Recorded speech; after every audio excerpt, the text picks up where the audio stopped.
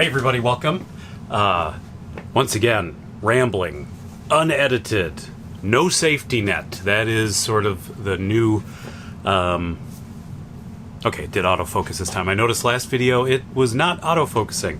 And that is the fun of no safety net. Things are going to go wrong. But yeah, and I should say too, speaking of things going wrong, that Snow White video was not supposed to go up. At least it was not supposed to go up till maybe next week. I was kind of getting my bearings on what I wanted to do and sort of an upload schedule and all that kind of good stuff. And I forgot that I scheduled a time for it to go public, and then I decided to wait, but I didn't take it off scheduled, so it came out, and there was all, so that was fun to discover. So yeah, anyway, today I wanted to talk about the Ernest movies, and maybe more specifically I wanted to kind of talk about the genius of Jim Varney, but then, there was a bunch of things sort of led me to want to talk about this in this moment. One, Hats Off Entertainment, which is a YouTube channel. If you don't watch, I think you should. He did a fun little video about the movie Rocket Man starring Harlan Williams, which is a movie that I remember and have fond memories of, and I think is a genuinely very funny movie. But he was positing that perhaps that was a movie originally written or intended to be an Ernest vehicle, Ernest Goes to Space kind of movie. And that just got me thinking about Ernest. I collect Ernest VHS tapes. And actually today, later in just a couple hours, I'm going to be headed to a VHS swap sort of flea market thing. And last time I went to this one, I got Dr. Otto and the Riddle of the Gloom Beam, which was one of my, holy grail Ernest-related VHS tapes. It's not really an Ernest movie, but Jim Varney does appear in it as Ernest. He also appears in it as multiple other characters, but the point is Ernest is in the mix. So then I sort of had Ernest on the brain because I'm going to this thing and I want to try to find a few more tapes, maybe complete my Ernest VHS collection. And then, last night I'm just kind of thinking about what I want to talk about today, and I see the news come in that Gailard Sartain passed away. So that's terrible. He was Chuck of Chuck and Bobby, who appeared in several Ernest movies, and I would argue the more the Chuck and Bobby characters are woven into the plot, the better those movies are. And specifically Ernest Goes to Jail, which is my personal favorite Ernest movie. Chuck and Bobby are directly woven into many of the scenes and are directly connected to Ernest and to the plot in ways that they really aren't in any other movies. They're always sort of just there in other movies, and then obviously, not to go totally into it, but it's not always the Chuck and Bobby characters. Other characters swap in and out, and sometimes it's Bobby, but not Chuck. And but I think because they're in Saves Christmas, I don't think it's it's Bobby, but I don't think it's Chuck in Scared Stupid.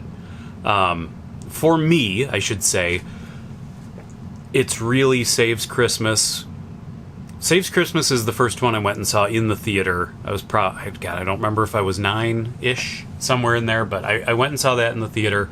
And then that Goes to Jail and Scared Stupid, for me, are the solid Ernest trilogy. That's Ernest at the height of his powers. Goes to Camp is good, not great. I know maybe that's some people's favorites, but yeah, today I just wanted to, one, shine a little spotlight on what a brilliant physical comedian and impressionist and all-around comedic actor Jim Varney was, and dramatic actor too. But now this video is also that sort of dual purpose of also shining a little bit of a spotlight on Gailard Sartain. And I wish I had looked up the real name of the actor that played Bobby, because those three guys, especially in Ernest Goes to Jail, are so funny. And it is a constant blend of hilarious acting, verbal and nonverbal. It's just in every way that a person can be funny. You know, you're delivering funny lines, you know, and you're delivering those lines in a funny way. But then also just your physical presence on screen, the way you interact with each other. Just in every way a person can be funny, those three guys are just hitting home runs, like from beginning to end of that movie. And it's very funny. And I think Ernest movies nowadays are maybe, I guess, underrated is probably the best word. Or maybe even forgotten. I guess I don't know if you're not a 45-year-old dude. I don't know if you've seen Ernest movies or care about Ernest movies. You know, I think they were maybe a little bit of their time, and maybe popular culture has moved on. I think that's another thing to, you know, point out, is what presence Ernest was in the popular culture. You know, I think back on those days, and you think of advertising spokes characters, even things like Spuds MacKenzie and the Noid, and, you know, those things they permeate the pop culture. And then you have people like Pee-wee and Elvira, and these people who are characters that you don't need to be a fan of what they're in to know who they are, and, you know, to have them to honestly, like, be a fan of a character, or be a fan of something in the pop culture without being a fan of the actual content that they produce. But yeah, so I'm just sort of winging this, and again, I don't know why. I feel like I probably look like I'm looking at notes or something. There's just bags of my wife's crafting stuff right here, and for some reason my eyes like stare at it. I'm gonna try to really maintain this eye contact. How's that? You like that? How's that? You're gonna be real sick of this eye contact by the end of this video. I broke it immediately. Anyway, I just want to, you know, I think about this often, and also I should point out, this is years ago now, but the Guaranteed Video guys, Neil Cicierega, of course now I can't think of the other two. Oh, one of them is named Kevin James. Obviously, for obvious reasons, I remember his name. They did a great video series. Again, it's I think been a few years back now, but they did the Ernest Roulette series, where they kind of did an in-depth roundtable discussion of each Ernest movie.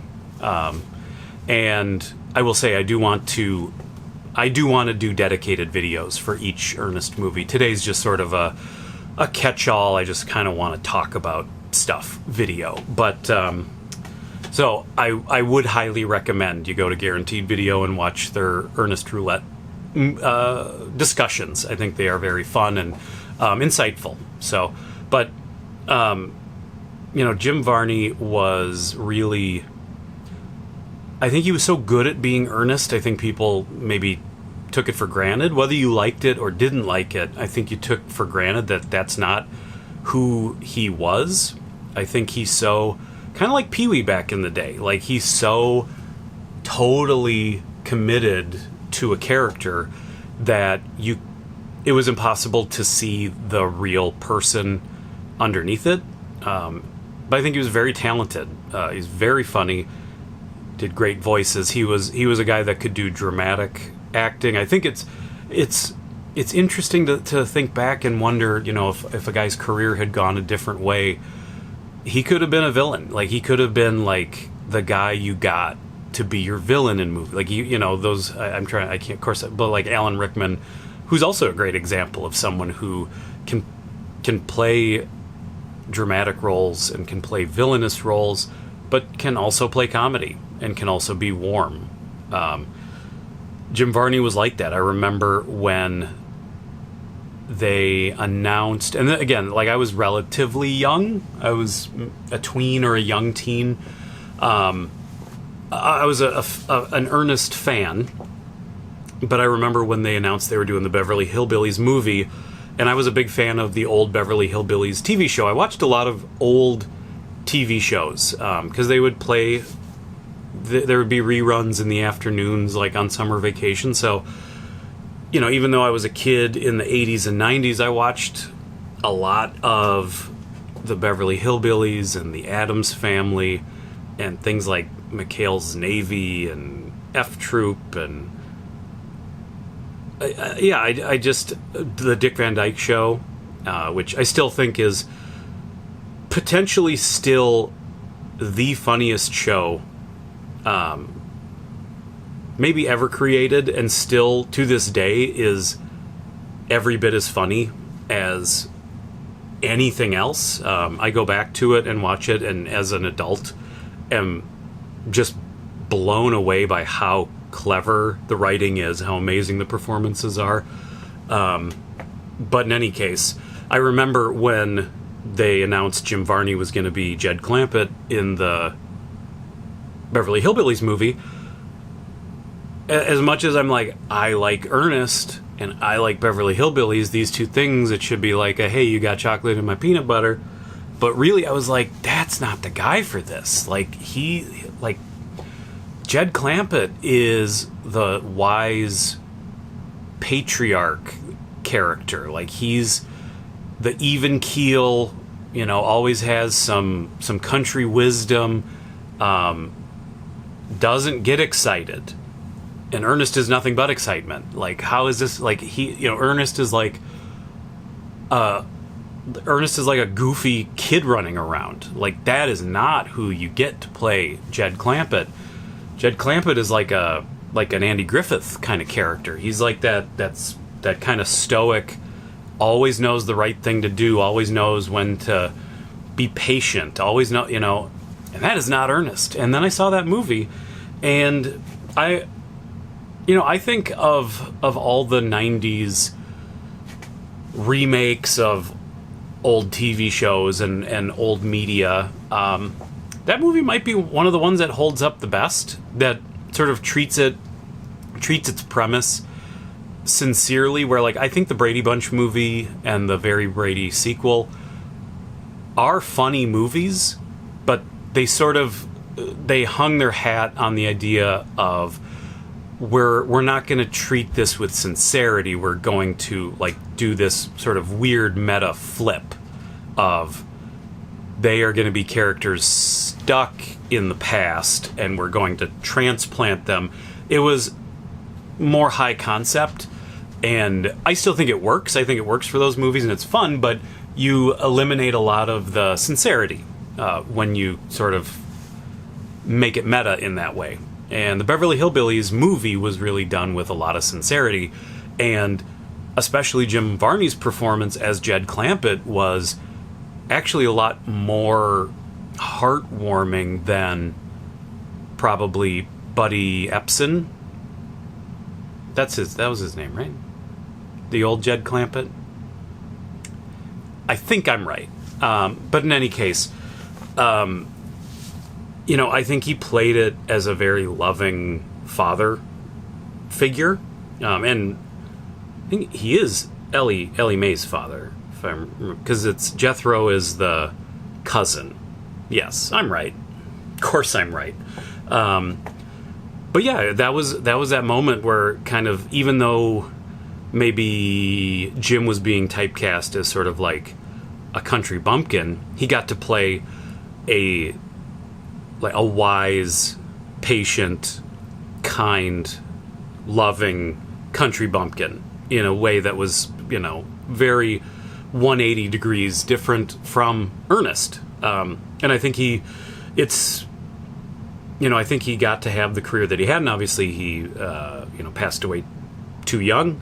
But I think it would have been neat to see a guy like if he had gotten a couple sort of dramatic villain roles early in his career, and that was the thing that sort of the foundation that his career was built on instead of Ernest. I think he would have excelled at in any way that he wanted to. And then you have people like Leslie Nielsen who were dramatic actors and then did something in the comedy world, but really wasn't doing it any different than he did the dramatic. It was more like you took a dramatic actor and plopped him into a comedy. You can have that sort of second act shift where you're known for all this drama and then you can switch to comedy. I think you can do it the other way too, where you're known for comedy and then you switch to drama. John C. Reilly's one of those guys too. I think he did a lot of drama and then started getting in with all the comedy, and people realized how funny he was. And now I think it's almost like you couldn't imagine him going back to like real dramatic roles. Sorry, that was like a yawn and a vomit all at the same time. Tasted a little weird. I tasted that breakfast McDonald's steak that I had this morning. I'm not, FYI, most of you probably don't need me to say this, but for those of you that need to hear it, stay away from the steak at McDonald's. Weird. Not a bad flavor, but it's maybe the worst looking meat I've ever visually looked at. I gave it an ocular pat down, as some would say. Any case, I think, every Ernest movie gives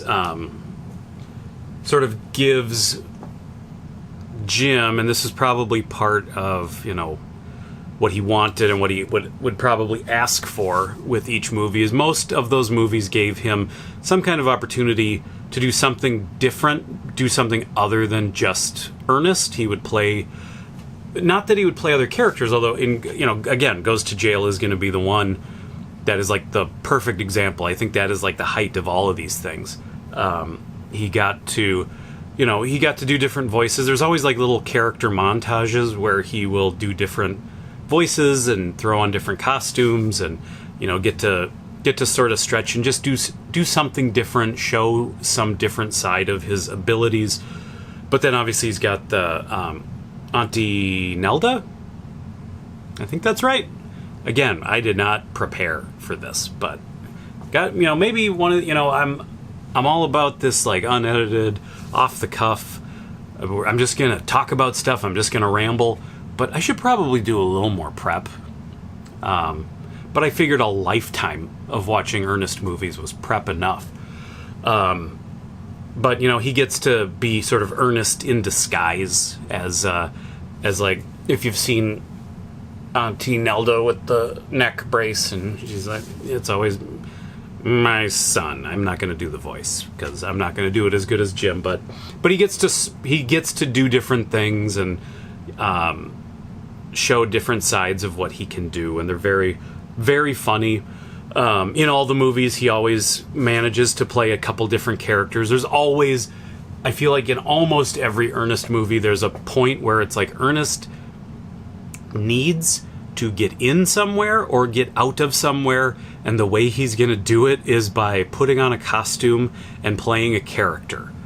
It's a frequent staple of the Ernest movies, and I always think it's very enjoyable. And then obviously, again, just touching on their Gailard Sartain has very similar qualities, looking back. Because he was a guy that he was a little bit more, I think because he wasn't known as, like, the Chuck and Bobby guy, or one of the Chuck and Bobby guys from the Ernest movies. He did get to stretch his wings a little bit dramatically. He's in stuff like Mississippi Burning, and he's one of those guys that pops up in a million different things, and he's like a guy that can just be very funny, very wacky, but he can be like just a monstrous SOB, just like a southern asshole, like in a movie, and then he can be like a warm, caring dad in another movie. And he's not necessarily playing him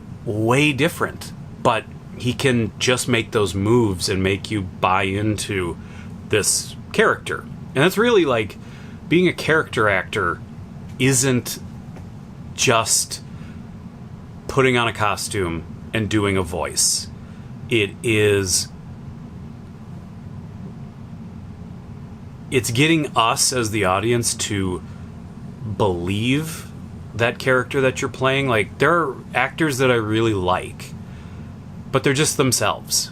Like, I want to, sometime soon I'm going to review Novocaine, and maybe I'll do that tomorrow, but I really like Jack Quaid, but Jack Quaid is just Jack Quaid in everything that he's in. And I'll get into it more in the Novocaine review, but he's that's the case of, like, I can't, no matter what he's doing, no matter what costume you put on him, no matter what wacky voice he's doing, it is just Jack Quaid. Where someone like Jim Varney can disappear into a character, where someone like Gailard Sartain can disappear into a character. And the fact that they can do that, and then on top of that have such amazing comedic timing, comedic delivery, are so physical, there's just so much to love. So today, again, down the road, I do want to start talking about at least some of the Ernest movies. But I highly recommend, if it's been a while since you've, like, sat down and watched an Ernest movie, Goes to Jail is my favorite. I think that is here are the greats. And this isn't, we'll do, like, categories, we'll do tiers, but not, this isn't my exact order, because I haven't really given it that much thought. But It Saves Christmas, Goes to Jail, Scared Stupid. Those are the great Ernest movies. Those are, for me, the gold standard Ernest movies. Those are the ones that have all of the elements that make an Ernest movie something special. Those are the three that nail it. Goes to Camp, I would say. Goes to School. Is that what it's called? It's called Ernest Goes to School, right? Because he goes to college, but I think it's just called Ernest Goes to... Doesn't matter. We'll just do... the one where he's at a camp. The one where he's at a school. I think Slam Dunk Ernest. Those are your good but not great Ernest movies. And then it's... God, probably... Well, there's In the Army, which is okay, but it's not good. There's Goes to Africa, which is obviously, there's like some issues with that one nowadays in our politically correct world. There's some embarrassing stuff in that one. It's not unwatchable though, but it's not good. And it might not even be okay. And then Rides Again, Ernest Rides Again, for me is by far the worst. I think it's hard. For me, that one's borderline unwatchable. That was the one that really, I remember when that came out, one day I walked into the video store, Video Update, and there on the new releases shelf was Ernest Rides Again. I thought, oh my god, there's a new Ernest movie. Rented it, took it home, and it's awful. It's real bad. I think maybe now I'm probably a little kinder to it, but the problem is that it followed up all the best ones. It went from, camp is good, Christmas is great, jail is great, Scared Stupid is great, and then it went to Rides Again, and it is such a hard drop off. It's rough. And then I should say Dr. Otto and the Riddle of the Gloombeam, I think personally, I think it's good. I don't think it's amazing or anything, but it is very creative. You get to see Jim Varney play, a bizarre alien villain. There's obviously, it sort of falls outside the Ernest movie formula, but is still a movie that I think is worth watching. And I don't know where you would see it at this point, but it's a fun watch. But yeah, I would say, again, if you haven't watched an Ernest movie in a long time, or you've just sort of, it's one of those things that's gotten brushed to the back of your memory, and this is sort of pulling it forward a little bit, pop one of those great ones in. Pop in Goes to Jail. I think Goes to Jail is just an old-fashioned, like, comedic showcase of just all these people just being incredibly funny and very smart, and it's all over. It's that sort of smart humor, stupid humor, but then there's that sort of clever, smart, stupid in the middle. It's physical comedy. It's everything. It's, and then it's sort of all the Ernest movies tend to have an element of sort of, they exist in kind of a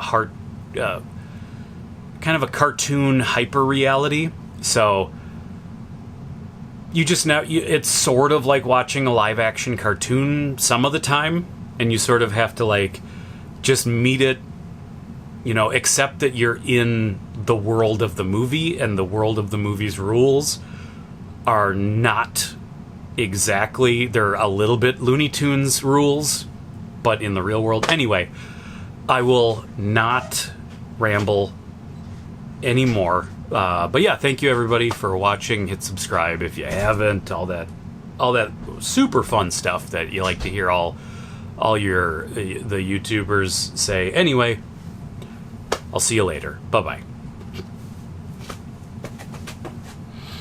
All right, we got a couple minutes. Let's just uninterrupted eye contact till we hit the 30-minute mark. How does that sound? This light is awfully bright. What if I go like here? I can't not look away. I can blink. Blinking is fine.